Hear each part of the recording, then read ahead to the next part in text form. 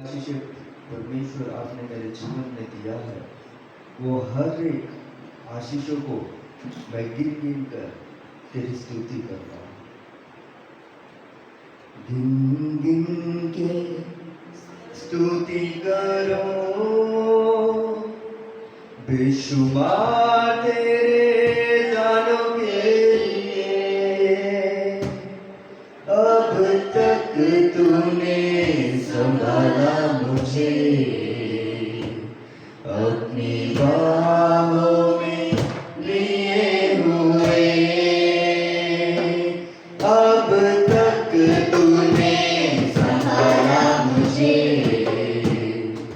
अपनी बाहों में लिए हुए। तेरे शत्रु का निशाना तुझ पर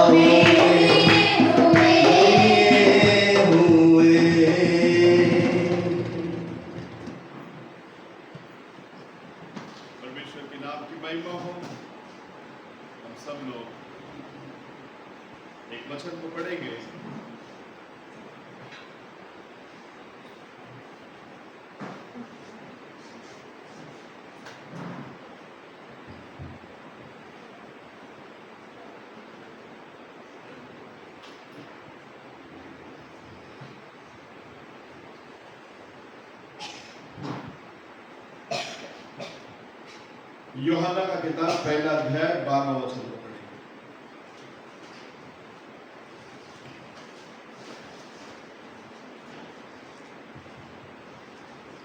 परंतु जितनों ने उसे ग्रहण किया, परंतु जितनों ने उन्हें ग्रहण किया, उसने उन्हें परमेश्वर की संतान होने का अधिकार दिया। उसने उन्हें परमेश्वर की संतान होने का अधिकार दिया। अर्थात उन्हें जो उसके नाम पर विश्वास रखते हैं, उसके नाम पर विश्वास रखते हैं। तमिल அவருடைய நாமத்தின் மேல் விசுவாசம் உள்ளவர்களாய் அவரை ஏற்றுக்கொண்டவர்கள் எத்தனை பேர்களோ அத்தனை பேர்களும் தேவனுடைய பிள்ளைகள் ஆகும்படி அவர்களுக்கு அதிகாரம் கொடுத்தார்।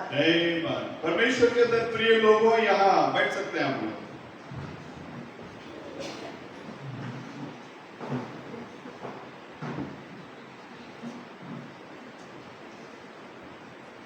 शास्त्र में कहता है जितने लोगों ने उसके नाम पर विश्वास किए उन लोगों को, उतने लोगों को उनका क्या बनने का अधिकार दिया है। फिर आप सब लोग किसके बच्चे लोग हैं? हम किसके बच्चे हैं?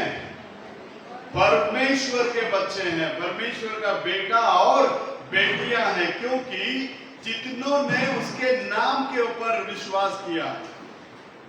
परमेश्वर ने बोला ये छोटी सी झूठ मत डर, पिता तुम्हें राज्य को देने के लिए क्या है, पाया है। क्यों? क्योंकि इस दुनिया के अंदर एक छोटी सी झूठ होगी जो उसके नाम पर विश्वास करने वाले। हालेलुया। परमेश्वर के अंदर प्रिय लोगों, उसके बाद में हम लोग देखते हैं मत्ती रचित सुसमाचार 5वां अध्याय में आइए।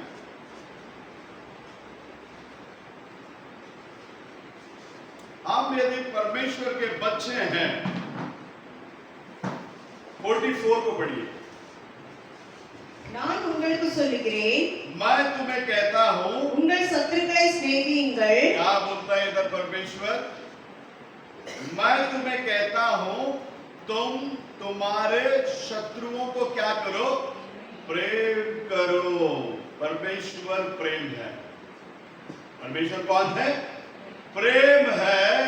अब उसी परमेश्वर का वचन कहता है तुम तुम्हारे शत्रुओं के ऊपर क्या करो, प्रेम करो। तो शत्रुओं के ऊपर प्रेम करना जरूरी है, क्योंकि हम लोग कौन है? परमेश्वर के बच्चे लोग हैं। शास्त्र में कहता है, पहला यूहन्ना 4 अध्याय में आई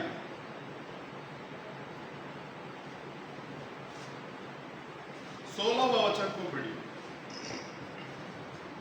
தேவன் நம்மேல் வைத்திருக்கிற அன்பை நாம் அறிந்து விசுவாசிக்கிறோம்। देव परमेश्वर एक के ऊपर जो रखा, मतलब हमारे ऊपर जो रखा, उस प्रेम को हम जानकर क्या करते हैं?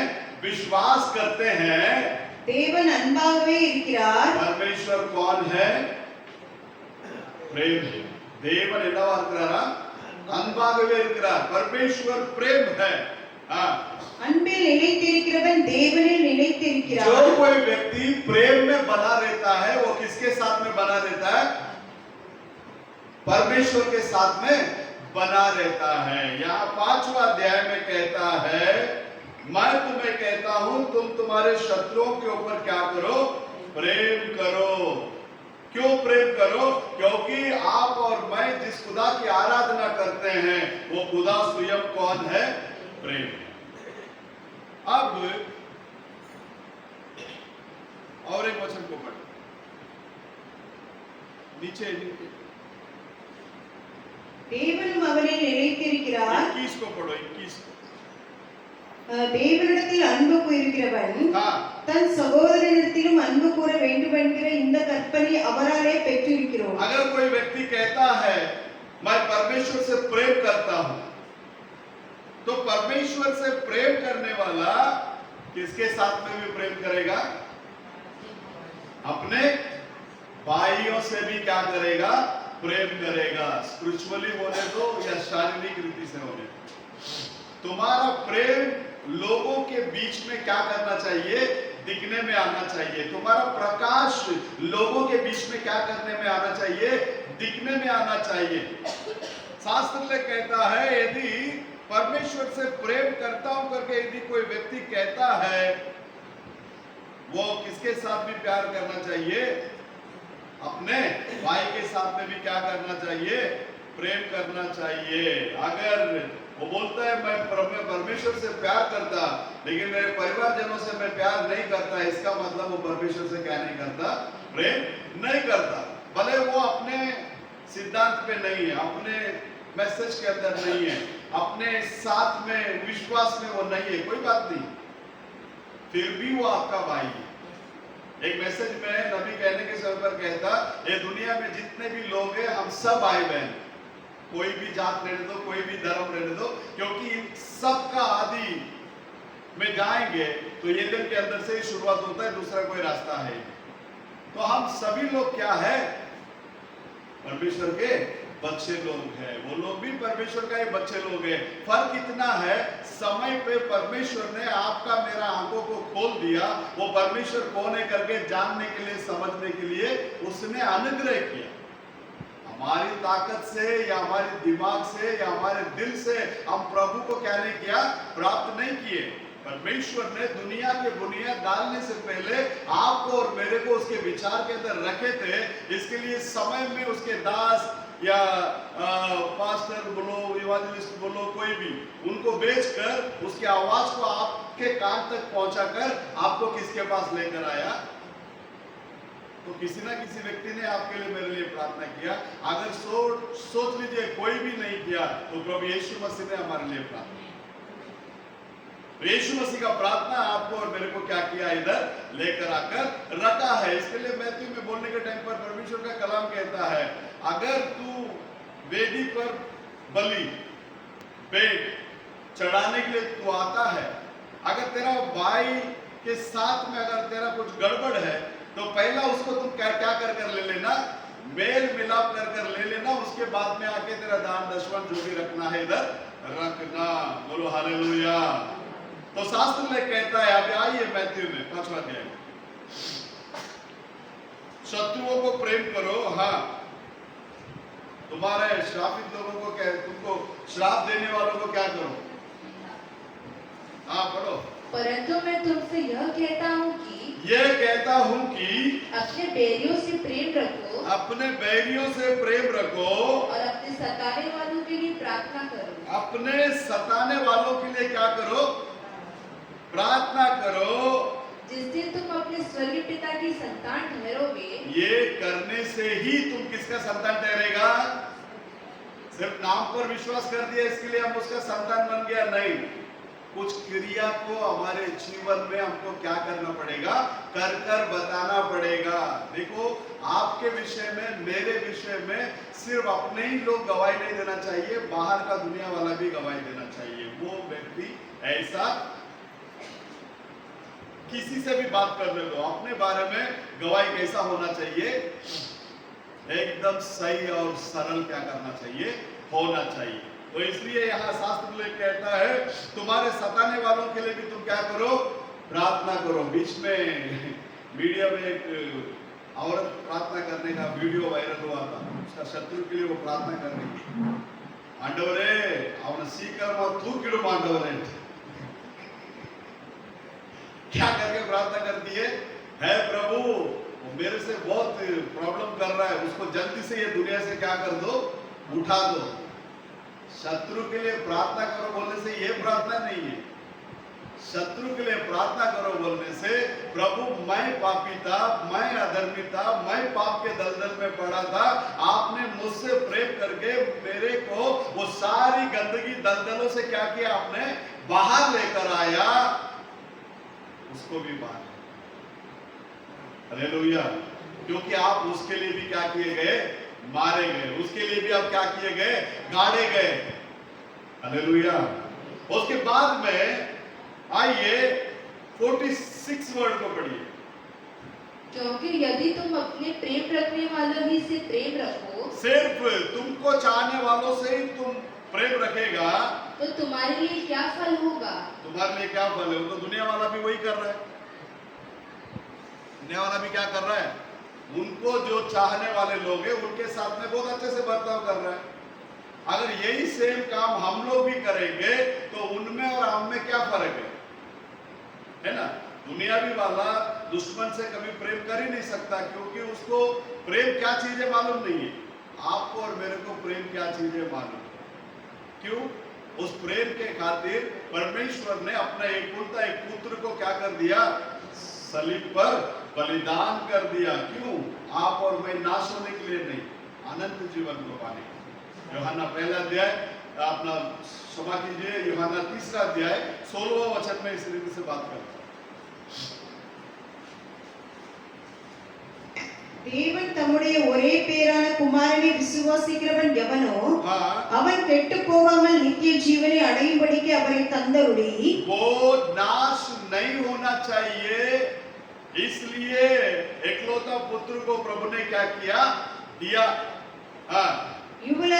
இவ்வளவாய் உலகத்தில் அன்பு கூர்ந்தார்। इस रीति से उसने संसार के ऊपर क्या किया?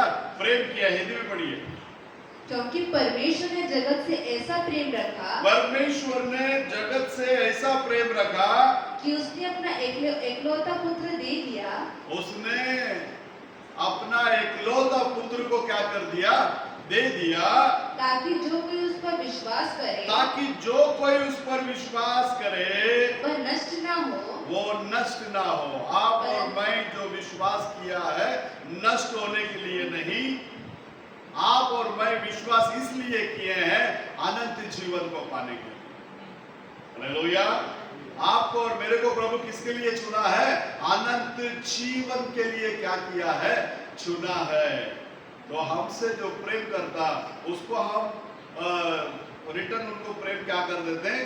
करते हैं। ये नहीं है, हमसे जो नफरत करता है उनके ऊपर प्रेम दिखाना, यही मसीहत की जिंदगी।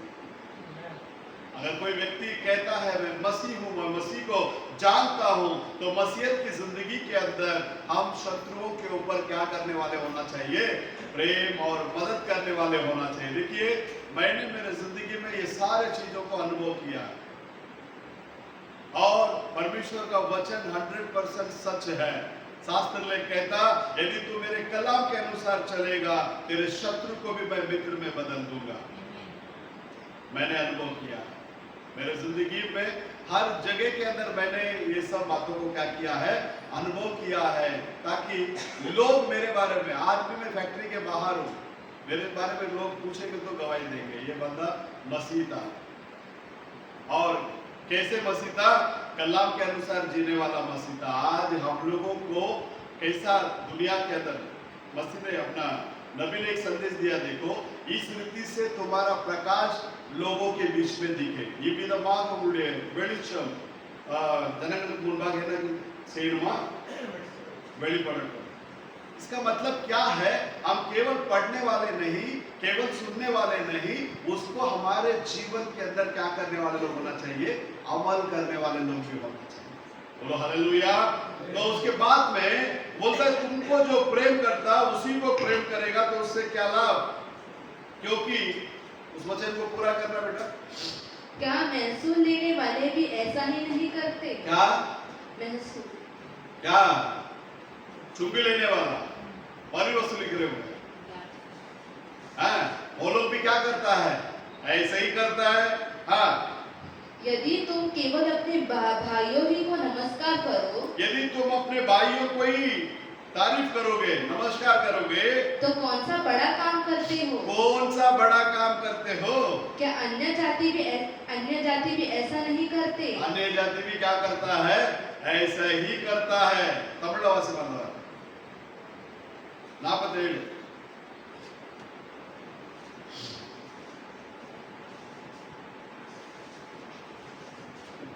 உங்கள் சகோதரரை மாத்திரம் வாழ்த்துவீர்களானால் हाँ, நீங்கள் விசேஷித்து செய்கிறது என்ன?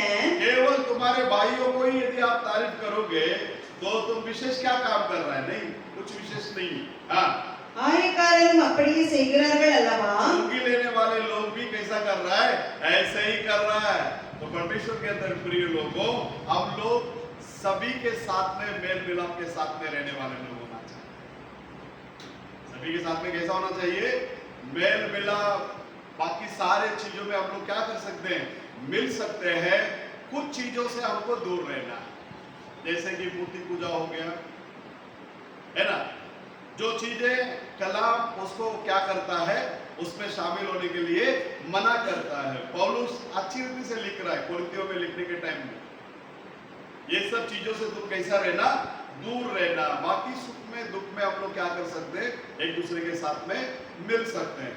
शास्त्र में कहता है अगर आप लोग इस रीति से करोगे, ये जो पॉइंट बोला गया है ये ऐसा पढ़ने के लिए एकदम साधारण लगता है, लेकिन प्रैक्टिकली इसको करने के लिए आएंगे ना, थोड़ा दिक्कत लगेगा, लेकिन सहन करके आप आगे बढ़ जाओगे ना, सारा शत्रु का ताकत तुम्हारे अंदर से, मतलब तुम्हारा सराउंडिंग से क्या हो जाएगा? दूर चला जाएगा। बोलो हालेलुया। पहला वचन के अनुसार जो कोई जीवन जीने के लिए कोशिश करता है उसको बहुत सारी दिक्कतें आती है, लेकिन धीरे धीरे उसको प्रैक्टिस करने के लिए चालू कर देंगे ना, सारी दिक्कतें ऑटोमेटिकली क्या हो जाएगा? दूर हो जाएगा। क्योंकि शास्त्र में कहता है तेरा विरोधी, तेरा शत्रु एक रास्ते से आएगा तो भी उसको कितना रास्ते से भगाऊंगा? बोलता 7 रास्ते से भगा दूंगा। एक बार पतरस आकर, शायद पतरस ही पूछता है लगता है, मेरा भाई अगर गुनाह करे तो मैं उसको कितना बार क्षमा करूं? 7 बार। प्रभु ने क्या रिप्लाई दिया? 7 बार नहीं भाई, ये 7 मुरैया, 70 बार। तो कितना बार तुमको क्षमा करने का है? तुम्हारा क्षमा करने का क्षमता ही खत्म हो जाएगा। लेकिन जो मसीह का आत्मा इस वचन को बताया, वही आत्मा जब हमारे अंदर आ जाएगा ना, वो क्षमा करने का क्षमता ऑटोमेटिकली आ जाएगा। ठीक है, वो भी क्या है? इंसानी है। वो भी कौन है? इंसानी है। उसको भी क्या करने के लिए आपका मन बदल जाएगा? क्षमा करने का मन आ जाएगा। अगर क्षमा करने का मन एक के अंदर आ गया ना, समझ लीजिए आप सिद्धता की ओर आगे बढ़ रहे हैं। आपके अंदर प्रभु क्या कर रहा है? काम कर रहा है। देखो 48वां वचन को पढ़िए उसका। इसलिए चाहिए कि तुम सिद्ध बनो। इसलिए तुम क्या बनो? सिद्ध बनो। हाँ, जैसे तुम्हारे स्वर्गीय पिता सिद्ध है। जैसे तुम्हारे स्वर्गीय पिता सिद्ध है, तुम भी क्या बनो?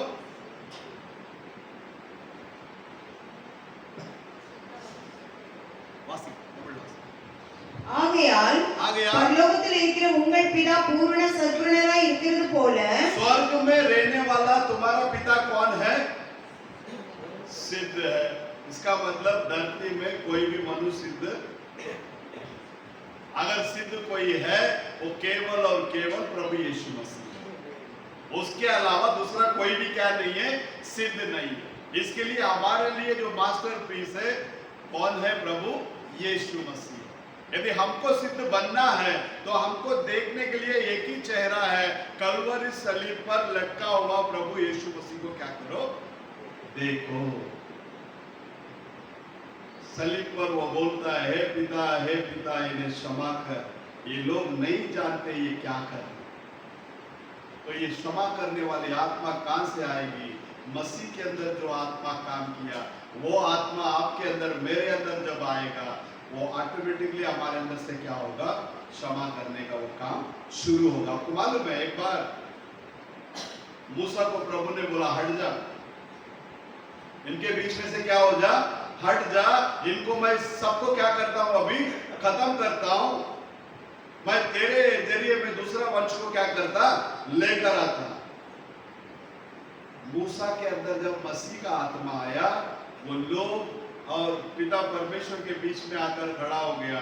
उनको यदि नाश करना है तो पहला मुझे नाश करो, और मेरा नाम को तुम्हारा जीवन के किताब से क्या करो? कोड़ दो, मिटा दो। हालेलुया।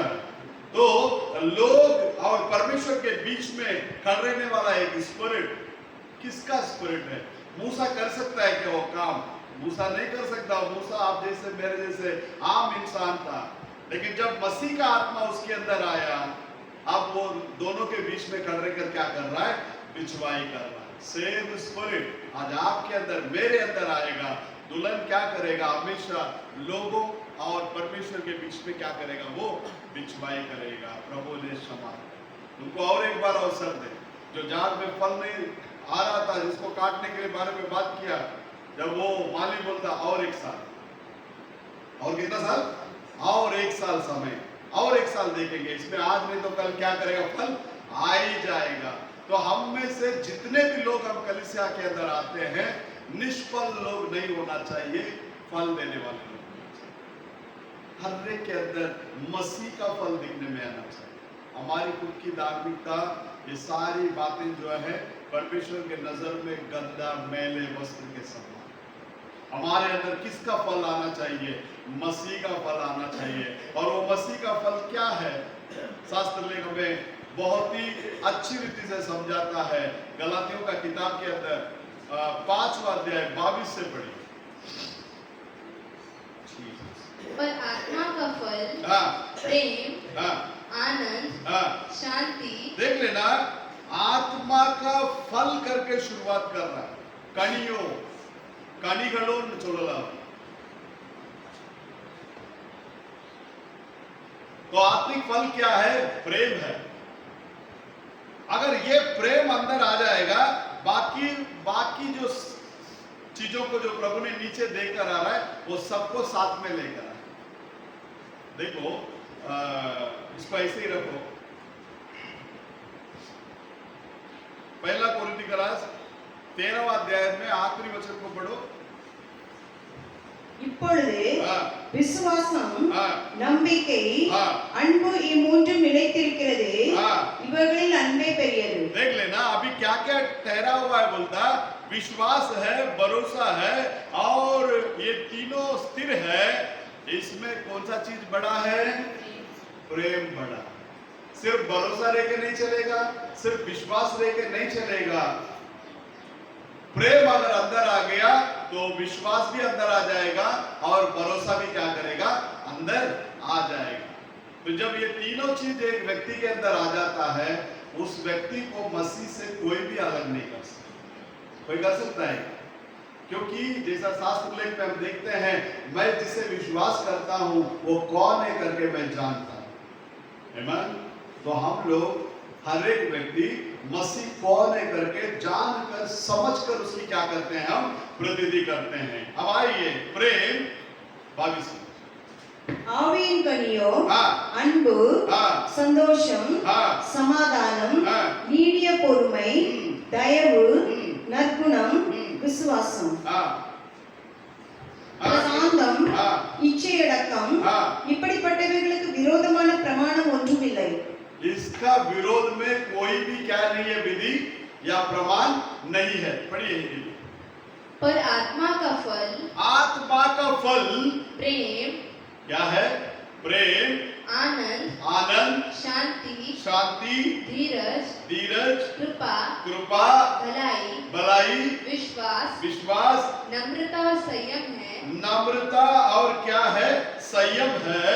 ऐसे ऐसे कामों के विरोध में कोई भी व्यवस्था नहीं। ऐसे ऐसे कामों के विरोध में कोई भी व्यवस्था नहीं है। प्रैक्टिकली इसको अनुभव के अंदर लेकर आत्मा का फल प्रेम अंदर आ गया तो बाकी ये सारी चीजों को साथ में लेकर आए। स्थिर रहने वाला 3, प्रेम, आशा और विश्वास। अगर प्रेम अंदर आ गया, आशा भी आ जाएगा अंदर, विश्वास भी क्या करेगा? अंदर आ जाएगा। तो कहने का मतलब यह है, प्रथम स्थान परमेश्वर। प्रथम स्थान किसको दो? परमेश्वर को दो। देखो, लूक का किताब में आइए, 6वां अध्याय में 35वां वचन को पढ़िए। உங்கள் சத்துருக்களை சிநேகியுங்கள், நன்மை செய்யுங்கள், भलाई करो, கைமாறு கருதாமல் கடன் கொடுங்கள், उधारी दो, அப்பொழுது உங்கள் பலன் மிகுதியாய் இருக்கும். तभी तुम्हारा फल ज्यादा होगा। உன்னதமானவருக்கு நீங்கள் பிள்ளைகளாய் இருப்பீர்கள். इसका तुम बच्चे बने रहोगे। परम प्रधान परमेश्वर का तुम क्या बनोगे? बच्चे बनोगे। हाँ, அவர் நன்றி அறியாதவர்களுக்கும் वो किसको किसको भला कर रहा है? देखो, துரோகிகளுக்கும் நன்மை செய்கிறாரே. किसको किसको भला कर रहा है? तुम बहुत अच्छा काम किए रहेगा, लेकिन उसका कोई एहसान नहीं रहेगा उसको। क्या हो गया, कौन नहीं करता, आप बड़ा कर दिया। उल्टा सीधा भी क्या करेंगे, आपसे बातें करेंगे। उसका जो धन्यवाद जो देना चाहिए, धन्यवाद के योग्य जीवन जीना चाहिए, ऐसा लोग दिख रहा है क्या अभी? बताओ, कितना भी कर लो। कभी कभी ऐसा होता है ना, तुम 100 डिमांड में भले 99 या 95 पकड़ लीजिए, आप पूरा किए रहेंगे। एक 5 काम नहीं किए रहेंगे, जो आप जो 95 काम किया ना वो नहीं बताएगा। आप जो 5 नहीं किया ना उसको ही डिंडोरा पीटते बताते रहेगा, ये नहीं किया, ये नहीं किया, ये नहीं किया। क्योंकि ये समय ऐसा है, भलाई तुम करने के बाद में भी उसका भलाई का क्या नहीं है, कुछ रिस्पॉन्स नहीं रहेगा। क्योंकि परमेश्वर ऐसे लोगों को भी क्या किया है, भला किया है, या नहीं किया। तो हम भी क्या करना पड़ेगा भाई। काम करने की जगह में ना पूरा महीना भर में वो कॉन्ट्रैक्ट में काम करने वाले बच्चों को कोई ना कोई आते ही रहेगा, किसको भी कुछ जरूरत है, वो उधर एक आदमी बैठा है, जाओ कुछ ना कुछ तो तुमको दे के भेजेगा। कितनों ने लिया वापस नहीं किया, कितनों ने लिया भाग गया, वो ऐसा भी नहीं। लेकिन हमने कभी, लेकिन आपको किसी भी बात में प्रभु ने कभी भी नहीं। हालेलुया। क्योंकि शास्त्र ले कहता है, ऐसे काम तुम करने से तुम किसका बेटा और बेटियां बन सकता है? परमेश्वर का बेटा और बेटियां बन सकता है। देखिए रोमियो का किताब 8वां अध्याय 14 वचन को पढ़िए।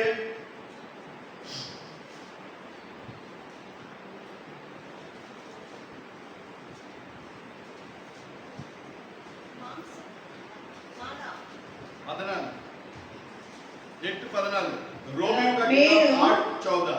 மேலும் எவர்கள் தேவனுடைய ஆவியினாலே நடத்தப்படுகிறார்களோ, देख लेना कौन परमेश्वर का बेटा बेटियां बन सकता है? जो लोग परमेश्वर के आत्मा से चलाए जाते हैं। तो परमेश्वर का आत्मा से चलाए जाना मतलब परमेश्वर का आत्मा हमारे अंदर आना चाहिए या नहीं आना चाहिए? हेलो, परमेश्वर का आत्मा जब हमारे अंदर आएगा तभी तो चलाएगा। जब परमेश्वर का आत्मा ही हमारे अंदर नहीं आएगा तो हमको वो चलाएगा क्या? तो परमेश्वर का आत्मा चलाने के लिए कौन आना पड़ेगा अंदर? परमेश्वर का आत्मा हमारे अंदर आना जरूरी है। इसलिए घर के प्रत्येक व्यक्ति, छोटे से लेकर बड़े तक, हर एक व्यक्ति ये आत्मा से क्या करना चाहिए? बढ़ना चाहिए। जैसा प्रभु ने निकोदेमुस को देखकर बोला, जल और आत्मा से नहीं जन्मेगा तो तू परमेश्वर का राज्य को क्या नहीं कर पाएगा? देख नहीं पाएगा, प्रवेश नहीं कर पाएगा। तो इसका मतलब क्या है? जितने लोग परमेश्वर की आत्मा से चलाए जाते हैं, तो हम में से हर एक व्यक्ति परमेश्वर का आत्मा हमें क्या करना चाहिए? चलाना चाहिए। यॉर्दन नदी में जब यीशु मसीह ने बपतिस्मा लिए, बपतिस्मा लेकर बाहर आए, शास्त्र में कहता आकाश खुल गई, पवित्र आत्मा कबूतर के नाई आकर किसके ऊपर उतरा? मसीह यीशु के ऊपर उतरा। सब पैटर्न जैसा यीशु मसीह के अंदर वो पवित्र आत्मा आया, आने के बाद उनको कलवरी तक वो पवित्र आत्मा चला कर लेकर गया। किधर तक? किधर तक चला कर लेके गया? कलवरी तक चला कर लेकर गया। सेम आत्मा आपके अंदर, मेरे अंदर आएगा। एफेसियन का किताब 4 अध्याय 30वां वचन इस रीति से कहता है, एफेसियन 4:30, परमेश्वर की पवित्र आत्मा को शोकित मत करो। परमेश्वर की पवित्र आत्मा का क्या मत करो? शोकित मत करो, जिससे तुम पर छुटकारे के दिन के लिए छाप दी गई है। अभी तक के लिए छाप दिया, तो बोलता है छुटकारे के दिन तक। छुटकारे का दिन मतलब क्या है? हमारे अंतिम समय का नबी कहने के समय पर कहते हैं वो छुटकारा का दिन जो है उठाए ले जाने का दिन। वो छुटकारा का दिन क्या है? उठाए ले जाने का दिन है, रैप्चर का दिन है वो। तब तक के लिए हमको प्रभु क्या करता है? मोहर लगाता है। किससे? पवित्र आत्मा से। तो जितने लोग पवित्र परमेश्वर के आत्मा से जो चलाए जाते हैं, वही लोग परमेश्वर का पुत्र है। बोलो हालेलुया। तो अभी तक यदि हम पवित्र आत्मा का अभिषेक को नहीं पाए तो प्रत्येक इंडिविजुअल व्यक्ति का परमेश्वर का साथ में क्या होना चाहिए? संपर्क होना जरूरी है। प्रत्येक इंडिविजुअल, मेरा प्रभु के साथ में संपर्क में रहना जरूरी है, वैसे ही आप हर एक जन किसके साथ में संपर्क में रहना जरूरी है? परमेश्वर के साथ में संपर्क में रहना जरूरी है। इससे क्या लाभ होगा? इससे परमेश्वर का लाभ होगा क्या? इससे लाभ किसका है? आपका और मेरा। अब जितना प्रभु के संपर्क में रहेंगे उतना ही दुनियावी आत्माएं हमसे दूर जाएंगी, उतना ही दुनियावी कार्य जो है वो सारी चीजें हमसे क्या होगा? वो दूर जाएगा। क्योंकि प्रभु का उपस्थिति में जब आता है वो सारे बंधनों को तोड़ देता है, सारी दुष्ट आत्माओं की क्रियाओं को क्या करता है? हटा देता है। अभी जो बहन ने बोला ना, वो दिशा गिर रहा है, पहले भी हम लोग इधर प्रार्थना करता तो वो बच्ची गिरती थी। अगर उसको प्रॉपर प्रार्थना होगा, वो स्पिरिट निकल जाएगा, वो ठीक हो जाएगा। होगा कि नहीं होगा? ऐसा कितना आत्माएं को प्रभु ने भगाया अपने बीच में से।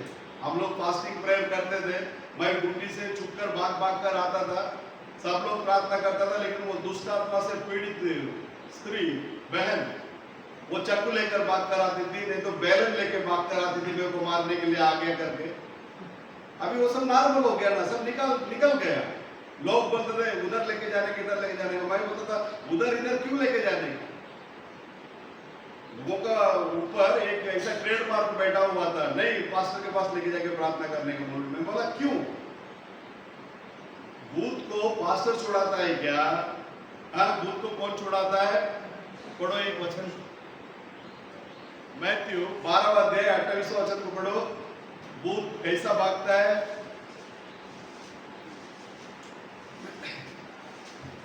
पर यदि मैं परमेश्वर की आत्मा की सहायता से, यदि मैं परमेश्वर की आत्मा की सहायता से दुष्ट आत्माओं को निकालता हूँ। किसको निकालता हूँ? किससे निकालता हूँ? परमेश्वर की आत्मा की सहायता से। बोलो हालेलुया। परमेश्वर के अंदर प्रिय लोगों, ये करेगा वो करेगा नहीं, हमको करना है।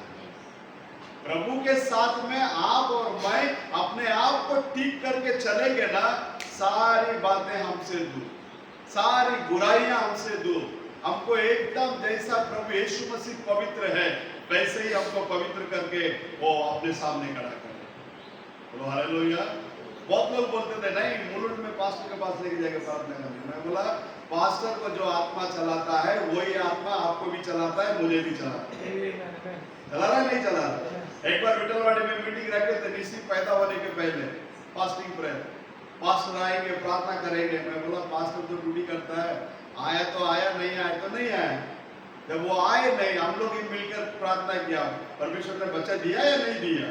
आज वो बच्ची 10वीं का एग्जाम लिख रही है। क्या है? हमारे अंदर परमेश्वर, अपने अंदर प्रभु का आत्मा क्या करना चाहिए? आना चाहिए। अब पढ़िए रोमियो का किताब 8:14 को। மேலும் எவர்கள் தேவனுடைய ஆவியினாலே நடத்தப்படுகிறார்களோ அவர்கள் தேவனுடைய புத்திரராய் இருக்கிறார்கள்। इसलिए कि जितने लोग परमेश्वर की आत्मा के चलाए चलते हैं, जितने लोग परमेश्वर की आत्मा की चलाए चलते हैं वे भी परमेश्वर के पुत्र हैं। वो लोग ही किसका पुत्र है? तो हम लोगों को अभी कौन सा आत्मा चलाना चाहिए? परमेश्वर का आत्मा चलाना चाहिए। और परमेश्वर का आत्मा चलाने के लिए परमेश्वर के सम्मुख में बैठना पड़ेगा, परमेश्वर के सम्मुख में समय निकालकर बैठना पड़ेगा। जब मैं मसीह के पास आया नए में, मेरा एक ही प्रार्थना था, प्रार्थना ये, मेरे नाम से तुम जो कुछ भी मांगोगे उसे मैं दूंगा करके आपने वादा किया। इस एक वचन को पकड़कर मैं प्रभु के पास फास्टिंग लेके बैठता था, प्रभु आप मुझे क्या करो? पवित्र आत्मा से भरो, क्योंकि ये वचन ऐसा लिखा है, मेरे नाम से तुम जो भी मांगेगा यीशु के नाम से ये आत्मा मेरे अंदर क्या करने दो। हम लोग शनिवार के दिन रात को 3-3 बजे अमरनाथ आनंद एस्टेट में जो पहाड़ है वो पहाड़ में जाके प्रार्थना करते। कितना बजे? रात को कॉटेज मीटिंग सब फिनिश करके 9 बजे सब लोग उधर आते थे, इकट्ठे होते थे। इकट्ठे होने के बाद जैसे आग बंद किया, गाना चालू किया, वो आत्मा का वर्षा ऐसा होता था, हम लोग एक जगह में रुक नहीं सकते थे। जितने लाइन में हम लोग घुटना डाले थे, कोई इधर पड़ा है, कोई उधर पड़ा है, कोई उधर पड़ा है, एक मन के साथ। एक दिन ऐसा हुआ, 2 सीनियर लोगों के बीच में कुछ मनमुटाव का बात आ गई, मैं नाम नहीं बताना चाहता। तो मनमुटाव आने के बाद में बोले चलो अभी हम लोग प्रार्थना करेंगे। प्रार्थना कर रहे, कोई अनाइटिंग आता ही नहीं। मैं बिल्कुल नया, मैंने रोक दिया, बंद कर दिया, प्रार्थना मत करो।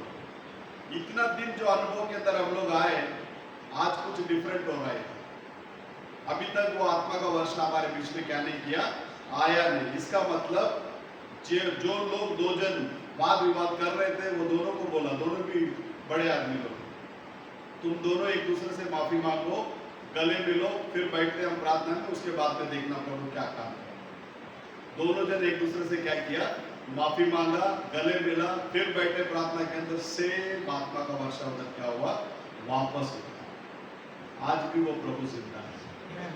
यदि हम कलीसिया एकत्रित होकर एक दिन को नियुक्त करके सब लोग उपवास लेकर यहाँ आकर प्रभु के पास गिड़गिड़ाएंगे, छाती पीटेंगे, प्रभु से मांगेंगे, है प्रभु वो आत्मा दे हमें। जैसे योएल भविष्यवक्ता ने कहा, तुम्हारे लिए एक उपवास का दिन को ठहराओ, वस्त्र को नहीं, अपना हृदय को क्या करो, फाड़ो। प्रभु के सम्मुख में आकर यदि हम गिड़गिड़ाएंगे ना, आज हम लोग जो बोके जाएंगे ना, हमारे आने वाले 10 पीढ़ी उसमें बच जाएंगे। कितना पीढ़ी? हालेलुया। तो हम हमारे बच्चे लोगों को करोड़ों में कमा के नहीं रखा या लाखों में कमा कर नहीं रखा, हम ये चीज को प्रभु के राज्य के लिए उन लोगों को कमा कर जा सकते। हमारे आने वाले पीढ़ी ये दुनिया के अंदर जो अंधकार है, उस अंधकार के अंदर ना फंसते हुए, जैसे आप और मैं ज्योति का पीछा करके आगे बढ़े, वैसे वो लोग भी ज्योति का पीछा करके आप लोग तक क्या कर सकते, वो लोग पहुंच सकते हैं। बोलो हालेलुया। यहाँ देख लीजिए, एक वचन को पढ़िए, मैं फिनिश कर। लूक का किताब 20वां अध्याय में आइए, 36वां वचन को पढ़िए। हमको प्रभु क्या चीज के लिए रखा है? இவ்விதமாய் 7 பேரும் அவளை விவாகப்பட்டிருக்க உயிர்த்தெழுதலில் அவர்களில் எவருக்கு அவன் மனைவியாய் இருப்பாள் என்று கேட்டார்கள்। किसको परीक्षा लेने के लिए आया ये लोग? मसीह को परीक्षा लेने के लिए आया। अब ये ग्रुप कौन है? ये लोग जी उठने के बारे में विश्वास नहीं करने वाले लोग। ரெண்டு கூட்டம் இருந்துச்சுல்ல, ஒன்னு சதுசேயர், இன்னொருத்தர் பரிசேயர்। இந்த ரெண்டு கூட்டத்தை பத்தி பேசும்போது ये 2 झूठ के बारे में बात करने के टाइम में एक देवदूत और पुनरुत्थान है करके विश्वास करने वाले लोग हैं, और एक ग्रुप जो है देवदूत भी नहीं है और पुनरुत्थान भी नहीं है करके विश्वास करने वाला है ना। अब ये लोग पूछता है, अगर वो जिंदा होता है तो होने के टाइम में ये किसका औरत बनेगी? क्योंकि कितना जन के साथ में वो जीवन व्यतीत किया? इतने बेर में, इतने बेरा 7। तो कितना है? अब ये लोग जी उठेगा तो फिर ये किसका होगा करके वो लोग क्या कर रहा है, पूछताछ कर रहा है। जबकि ये लोग वचन को क्या नहीं करते, जानते नहीं। मल्टीप्लाई सेक्शन जो है इधर ही, ऊपर नहीं। परमेश्वर आदम को नीचे बनाने के बाद में आदम और हवा को देकर बोला, फलो फूलो धरती को। तो जिनका भी पत्नी है, सब लोग यहाँ आनंद के साथ में रहिएगा, क्योंकि मल्टीप्लाई सेक्शन इधर ही है, उधर क्या नहीं है। तो परमेश्वर ने क्लियर कट बता दिया, वहां हम सब लोग किसके मानिंद रहेंगे? किसके मानिंद रहेंगे? स्वर्ग दूत के मानिंद रहेंगे। बोलो हालेलुया, हालेलुया। और एक स्टेप आगे जाएंगे। पहला यूहन्ना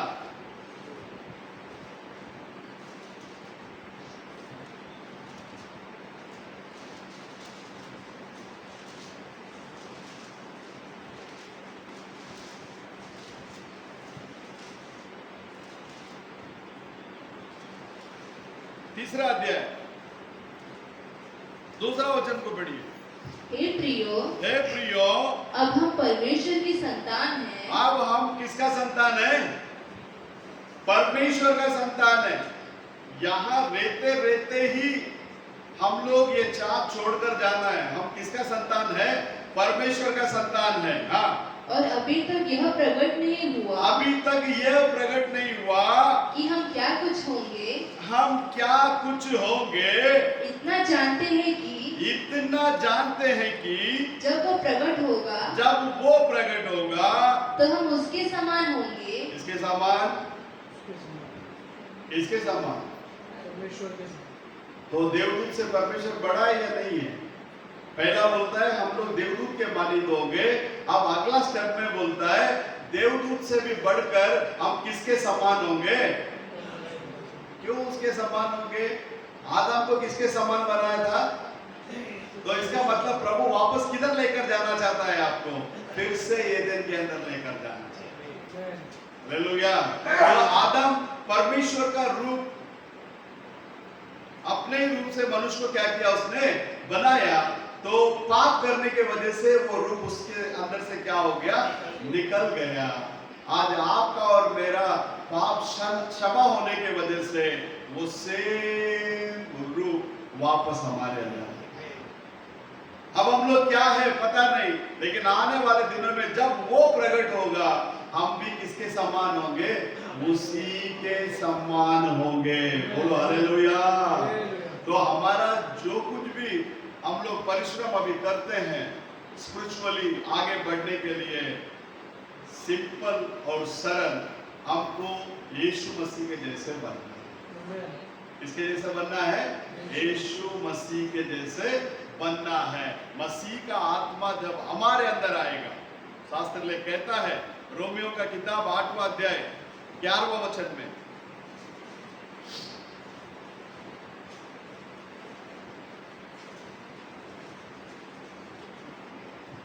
यदि उसी का आत्मा हाँ, जिसने यीशु को मरे हुओं में से जिलाया, उसी का आत्मा जिसको यीशु को मरे हुए में से क्या किया? बोलता जिलाया, तुम में बसा हुआ है। इसके अंदर बसा है।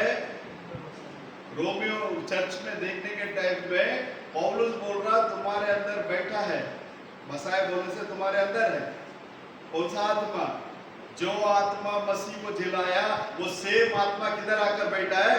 रोमियो कलीसिया के अंदर रहने वाले लोगों के अंदर बैठा है। पौलुस उसे देखने के बाद में क्या कर रहा है? लिख रहा है जो तुम में बसा है। तो जिसने मसीह को मरे हुओं में से जिलाया, जो मसीह को मरे हुओं में से जिलाया, वह तुम्हारे नश्वर देहों को भी अपनी आत्मा के द्वारा, वो हमारे ये नश्वर देह को भी अपने आत्मा के द्वारा, जो तुम में बसा हुआ है, जिलाएगा। जो तुम में बसा हुआ है वो तुमको क्या करेगा? जिलाएगा। बोलो हालेलुया। यही आत्मा से हम लोग बांधे जाए। पौलुस लिखने के टाइम पर, एफेसियन में लिखने के टाइम पर लिखता है, 2 अध्याय 22वां वचन को पढ़िए।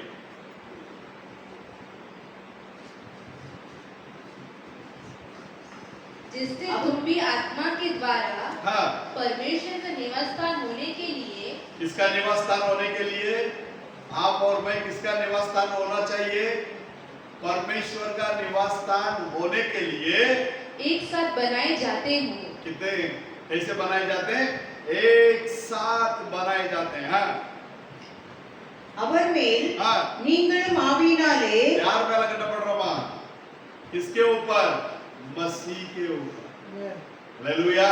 यीशु मसीह के ऊपर हमको भी क्या कर रहा है? वो बांध रहा है, बांधा जा रहा है। हाँ, தேவனுடைய வாசஸ்தலமாக கூட்டி கட்டப்பட்டு வருகிறீர்கள்। किसका रहने का स्थान के रूप में बांधा जा रहा है? तो परमेश्वर वास करने वाला निवास स्थान। तो अभी परमेश्वर किधर है करके पूछेगा तो क्या जवाब क्या आना चाहिए? परमेश्वर किधर है? कब कहोगे? जब परमेश्वर हमारे अंदर आएंगे। इसलिए कुरिन्थियन में लिखने के टाइम पर लिखता है, पहला कुरिन्थी का 3 अध्याय 16वां वचन और 17वां वचन में, நீங்கள் हाँ, தேவனுடைய ஆலயமாய் இருக்கிறீர்கள் என்றும் तुम लोग किसका मंदिर है? आप और मैं किसका मंदिर है? ये शब्द को भूल जाओ। बाइबल बोलता है परम प्रधान परमेश्वर हाथों से बनाया हुआ मंदिर में क्या नहीं करता? वास नहीं करता। तुम उसके लिए कैसे मंदिर बनाओगे? तो वो वास करने वाला मंदिर कौन सा है? आप और मैं ही है। तो हम किस में बांधे जा रहे हैं? उसी में बांधे जा रहे हैं। तो ये मंदिर के लिए डाला गया नींव कौन है? मसीह है। और मसीह के ऊपर हम लोग सब क्या किए जा रहे हैं? एक ही आत्मा से बांधे जा रहे हैं। हाँ, वासना। தேவனுடைய ஆவி உங்களில் வாசமாய் இருக்கிறது என்றும் அறியாதிருக்கிறீர்களா? परमेश्वर का आत्मा तुम्हारे अंदर वास करता है, ये तुम नहीं जानते क्या?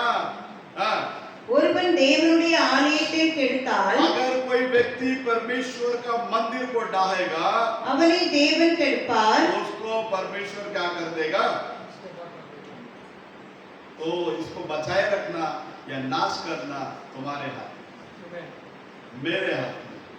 ये परमेश्वर का मंदिर है। इसके अंदर शराब नहीं जाना चाहिए, इसके अंदर दुनियावी कार्य क्या नहीं करना चाहिए, अंदर आना नहीं चाहिए। डेडिकेट करो अपने आप को, अपने आप को परमेश्वर के हाथों में समर्पण करो। प्रभु तू जो चाहता है वो जिंदगी में जीने के लिए मेरे पर अनुग्रह कर। उसके अनुग्रह से सब कुछ होगा, उसकी दया से सब कुछ होगा। अगर वो हम पर अनुग्रह करे सारा चीज संभव है। कोशिश करना जरूरी है। हम एक कदम आगे बढ़ेंगे, वो 100 कदम आपके पास आएंगे। सिर्फ आप मन फिराओ और प्रभु को बोलो, प्रभु मैं आपका भावता हुआ जीवन जीना चाहता हूँ, क्योंकि ये दुनिया में मैं आपका बेटा हूँ, मैं आपका बेटी हूँ। मैं मेरे जरिए आपको ये दुनिया में क्या करना चाहता हूँ? बताना चाहता हूँ। प्रभु का वही है। अय्यूब के बारे में डायरेक्टली शैतान के पास बोला, कुछ भी कर ले वो मेरे विरोध में बोलेगा। बोला ना, कुछ भी कर ले, उसका प्राण में केवल तो क्या नहीं करना? हाथ नहीं डालना, बाकी सारा चीज ले ले, फिर भी वो मेरे खिलाफ में क्या नहीं करेगा। आज आपके विषय में, मेरे विषय में प्रभु ये चीज बोलना चाहिए। किसी भी हालातों में, कैसे भी परिस्थिति होने दो, मेरा बच्चा मुझे छोड़कर वो कहीं नहीं भागेगा। तो परमेश्वर के अंदर प्रिय लोगों, इस समय का संदेश और शास्त्र ये दोनों को साथ में लेकर अपने जीवन को क्या करो? ठीक ठाक कर लो, क्योंकि प्रभु का आगमन बहुत नजदीक है। प्रभु कभी भी आ सकता है। आइए हम सब लोग उठकर खड़े हो जाएंगे, एक गीत गाएंगे।